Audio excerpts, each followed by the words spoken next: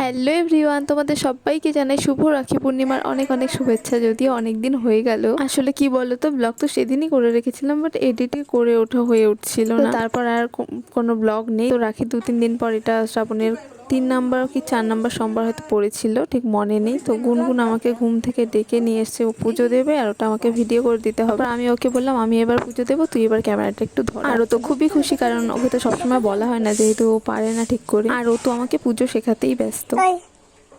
আর প্রথমে বেল পাতাটা দিয়ে দে, তারপরে এই শুন না জল ঢাল, জল নীল ফুল না নীল ফুল। তারপর ওইখানে ভিডিও করতে করতে নিজে ব্লগ শুরু করে দিয়েছে। দেখো তো, এটা আমাদের ঘর, লাগাতেছি। এই যে এটা রান্নাঘর, আর ওই পাশেরটাও রান্নাঘর, তারপরে দিকেরটা হলো কুয়ার পার, এইদিকে ছোট ঠাম্মির ঘর।